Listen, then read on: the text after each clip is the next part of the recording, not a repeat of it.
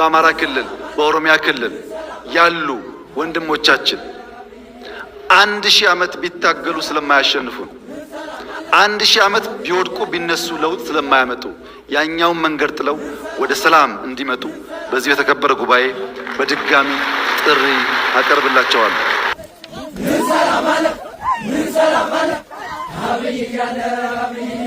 ምን ሰላም አለ አብይ እያለ የሚለው ግጥም አይደለም፣ ቃና ያለው ቃል ስለሆነ የሚነገርም አይደለም። ከእነዚህ ጆሮ ገብ ሐረጋት ውስጥ ጎምዛዛ ሐቅ አለ። አብይ አህመድ አሊ ወደ ስልጣን ከመጡ ጊዜ ጀምሮ ኢትዮጵያ የእልቂት መንደር ሆናለች። ምን ሰላም አለ አብይ እያለ የሚሉ እልፍ ወጣቶች ጠመንጃ አንስተው ሞትን ተጋፍጠዋል። እዚህ ጋር አንዲት አጭር ጥያቄ እናንሳ። አብይ አህመድ ያለ ጦርነት ምን ያህል ቀን በስልጣን ላይ ሊቆዩ ይችላሉ? አብይ አህመድ ይህንን ሁሉ ሰው ባይገድሉ፣ ይህንን ሁሉ ውጊያ ባያካሂዱ፣ ይህንን ሁሉ ትርምስ ባይፈጥሩ ለምን ያህል ሰሞን በመንበራቸው ላይ ውለው ሊያድሩ ይችሉ ነበር? ጥያቄውን ቀየር እናድርገው። እነዚህ አብይ እያለ ምን ሰላም አለ የሚሉት እንደ አሸን የፈሉ ወጣቶች ከአብይ አህመድ ወደ ስልጣን መምጣት በፊት በአገር ውስጥ ነበሩ። ለምን ታዲያ በእሳቸው ዘመን ውድ ሕይወታቸውን ሊገብሩ ጦር ሜዳ ወረዱ? ለምንስ ከእርሳቸው ወደ ስልጣን መምጣት በፊት የኢትዮጵያ ወጣቶች ጠቅላይ ሚኒስትሩ እያለ ሰላም የለም ብለው ለምን ወደ ውጊያ አልሄዱም? የኢትዮጵያ ወጣቶች ላለፉት 7 ዓመታት በአብዛኛው የተዋጉት እርስ በርስ አይደለም፣ ከአብይ አህመድና ምስለኔዎቻቸው ጋር እንጂ። የኦሮሞ ወጣቶች ኦላ ብለው ተደራጅተው ዘመቻ የከፈቱት አምባገነን ባሉት የአብይ አህመድ አገዛዝ ላይ እንጂ በአማራና የደቡብ ወጣቶች ላይ አይደለም። የትግራይ ወጣቶች እስከ ደብረ ብርሃን ያንጋጉት የፋሽስቱ የአብይ አህመድ ሰራዊት እያሉ የሚጠሩትን ጦር ነው። የአማራ ክልል ወጣቶች አብይ እያለ ምን ሰላም አለ የሚሉት ከ4 ኪሎ ጋር እየተፋለሙ ነው። ኢትዮጵያ እያለፈችበት ያለውን የመከራ ዘመን እየተዋጋች ያለችው 4 ኪሎ ከክልል ወጣቶች ጋር ነው። ጥያቄው እነዚህ ወጣቶች እነዚሁ ክልሎች ይሄው 4 ኪሎ ከ8 ዓመት በፊትም ነበሩ። ታዲያ ለምን አብይ አህመድ ከመጡ ጀምሮ የተከፋና የተደራጀ ወላጆቹን የተወ ወጣት ልጆቹንም የተወ አባት ኑሮውን የበተና አቧራ ስለምን የእርሳቸውን አገዛዝ ሊፋለም ወሰነ? በአፍሪካ ውስጥ በአሁኑ ወቅት ይህንን ያህል ተቃዋሚ የተነሳበት የአፍሪካ መንግስት የለም። በ7 ዓመት ውስጥ ሚሊዮኖችን የገደለ ሌላ መሪም የለም። ጥያቄው አሁንም አንድ ነው። ለምን ኢትዮጵያ አይታው የማታውልቅ እልቂት ውስጥ ገባች? ነገሩ የፋኖ ታጣቂዎች እንዳሉት ለመሆኑ ብዙ እማኝ መዘርዘር ይቻላል።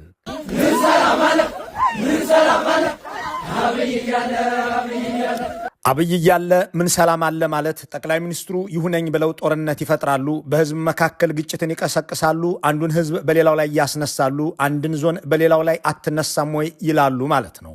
በመቶ ሺዎች እንተላለቃለን፣ 10 ቢሊዮን መድቤ እዋጋለሁ፣ ጦርነትን ለ20 ዓመትን ማራዘም እችላለሁ፣ 1 ሚሊዮን ወጣቶች አሰማርቼ መዋጋትም እችላለሁ እያሉ የተናገሩት በድብቅ አይደለም፣ በቀጥታ ስርጭት፣ ለዚያውም በቴሌቪዥንና በፓርላማ ነው። አንዱን ህዝብ ወዳጅ ሌላውን ጠላት አድርገው የተናገሩትን ቀርጸው አሰራጭተዋል። አንዱን ሃይማኖት በሌላው ላይ ለማዝመት ብዙ ጥረዋል፣ ተናግረዋል። ጸብን የሚዘሩት በአማራና በትግራይ ህዝብ፣ በኦሮሞና የአማራ ህዝብ፣ በኦሮሞና የሶማሌ ህዝብ፣ በሶማሌና የአፋር ህዝብ መካከል እንዲሁም በመተከል ነዋሪዎች መካከል ብቻ አይደለም። ጥርጣሬን የሚቀሰቅሱት ድሬዳዋ በህገ መንግስቱ የኦሮሞ ነች እያሉ በድሬዳዋ ነዋሪዎች መካከል ብቻ አይደለም። አዲስ አበባ ውስጥ ኦሮሞ ጠላ ኃይሎች ብዙ ናቸው እያሉ በመዲናዋ ዜጎች መካከል መጠራጠር ፈጥረውን ብቻ አልበቃቸውም።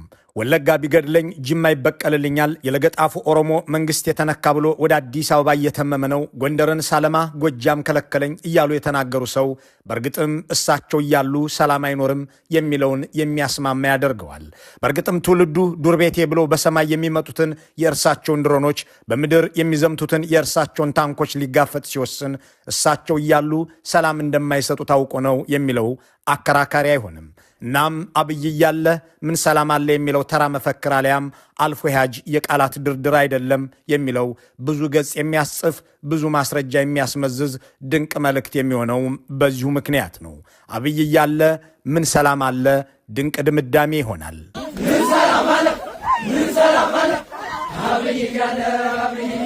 ከአብይ አህመድ በፊት የነበረ አገር፣ ከአብይ አህመድም በፊት የነበረ ወጣት፣ ከአብይ አህመድ አገዛዝ መምጣትም በፊት የነበረ ቤተ መንግስት ስለምን ይህንን ያህል ደም የሚቃቡ ሆኑ? ለምን ይሄው ወጣት በ2010 እና በ2009 አሊያም በ2008 እና በ2004 ጠመንጃ አንስቶ አልሸፈተም?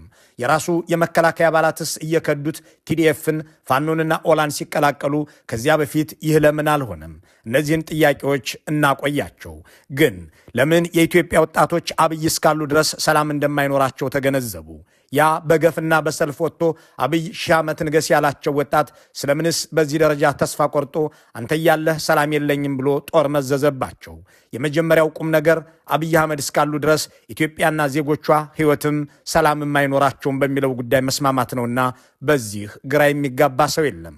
በትክክል አብይ አህመድ እስካሉ ድረስ ቃል በገቡት ልክ $10 ቢሊዮን መድበው የሚዋጉ 20 ዓመት ሙሉ ጦርነትን ማድረግ የሚፈልጉ እስላምና ክርስቲያንን በሃይማኖት ሌላውን ሕዝብ በርስትና በአውራጃ እያጋጩ መኖርን ስልት ያደረጉ መሆናቸውን መገንዘብ አንድ ትልቅ እድገትም ፖለቲካዊ ለውጥም ይሆናል። እንዲያም ሆኖ አብይ አህመድ በቀሰቀሱት ልክ የጎንዮሽ መተላለቅ አልተፈጸመም። ጠቅላይ ሚኒስትሩና ያሰማሯቸው ሰዎች ህዝብ እርስ በርሱ እንዲገዳደል ጥረዋል፣ ጠርተዋል። አብይ አህመድ የኦሮሞን ህዝብ ተነስ መንግስትህን አድን ብለው የእሳቸውን አገዛዝ ለሚገዘግዙት የኦሮሞ ህዝብ ጠብ ያደረገው ነገር ያለ ይመስል እንዲከላከል ሲቀሰቅሱት ተደምጠዋል። ጄኔራሎቻቸው ወጥተህ አማራን ግደል ብለው ሲቀሰቅሱ ተሰምተዋል። የትግራይ ህዝብ ጠላት ነው፣ ደጀን የሆንከው የአማራ ህዝብ ሆይ ወጥተህ እነዚህን ካንሰሮች ተዋጋ ያሉት ጠቅላይ ሚኒስትሩ ራሳቸው ናቸው።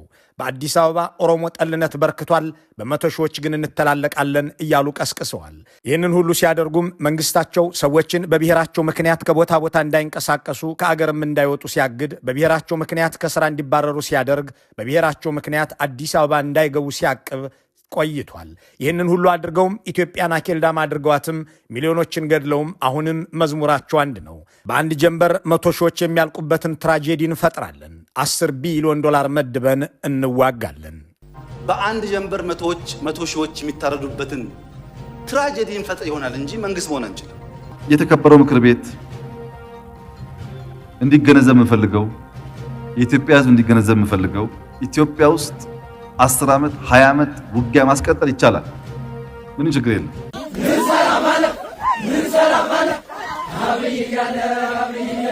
እርሳቸው ይህንን ሲያደርጉ የኦሮሞ ህዝብ ከወገኑ የአማራ ህዝብ ጋር በኦሮሚያም ሆነ በአማራ ክልል በፍቅር ከመኖር አልተቆጠበም። እሳቸው ከመንግስት መስሪያ ቤቶች ሰዎችን በማንነታቸው ሲያባርሩ የኢትዮጵያ እድሮች፣ ማህበሮች፣ የግል ድርጅቶች ሰዎችን ከእንትን ብሔር የተወለድህ ነህና ውጣልኝ ብለው አላባረሩም።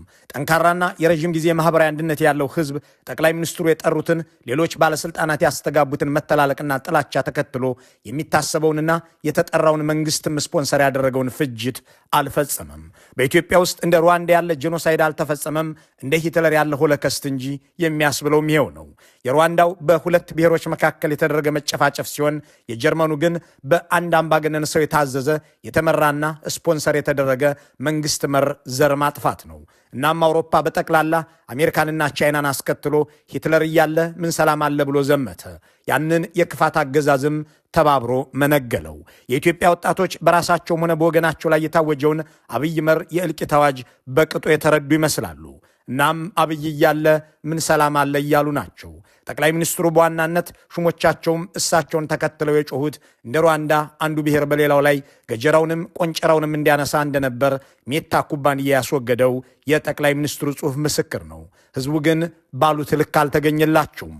ግጭቱ ሁሉ የጎንዮሽ ሳይሆን አብይ አህመድን ማዕከል ያደረገ ሆኖ ዘልቋል። በትግራይ የተካሄደውን እልቂት የመሩት አብይ አህመድ ናቸውና የትግራይ ህዝብ ተናቦና ተደራጅቶ ከታወጀበት አብይ አህመዳዊ መጥፋት ራሱን የተከላከለው የእሳቸውን አገዛዝ ኢላማ አድርጎ ነው።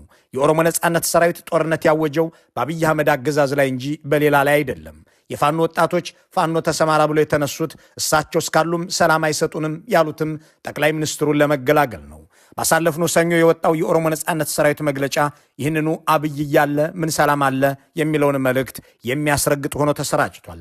አብይ አህመድ በሰሜን የራሱን ጦርነት ከመጀመሩ በፊት በመካከለኛው ምስራቅ የሚገኙ ደጋፊዎችን አቋም እየገመገመ ባለበት በዚህ ወቅት በሚቀጥሉት ሳምንታትና ወራት ውስጥ ተከታታይ የሆኑና ለግጭት የሚዳርጉ ካርዶችን ለመጠቀም ተዘጋጅቷል የሚለው መግለጫው የኦሮሞ አማራ ግጭትን ለመቀስቀስ በማሰብ አዲስ አበባን ወደ ኦሮሚያ የመጠቅለል እድል እንዳለ ፍንጭ መስጠት እቅድ አለው። መካከለኛ ደረጃ ላይ ያሉ ካድሬዎች ለረቂቅ አዋጅ መሰረት የሚሆን ሰነድ እንዲያዘጋጁ ቀድሞውኑ ታዘዋል ሲል ጠቅሷል። ይህንን ያስተዋለ አንድ ኢትዮጵያዊ አብይ እያለ ምን ሰላም አለ የሚል ህዝበ ዝማሬ ቢያሰማ ስህተቱ ምኑ ላይ ነው?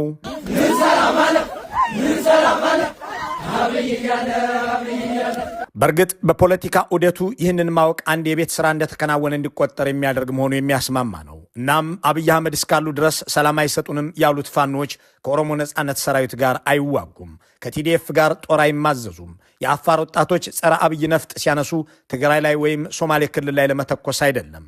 ቤኒሻንጉሎች ኢላማቸው በነ አስራት ዲነሮ የሚመራ የነበረው የአብይ ሰራዊት እንደነበር ይታወሳል። ጥያቄው በድጋሚ ይነሳ።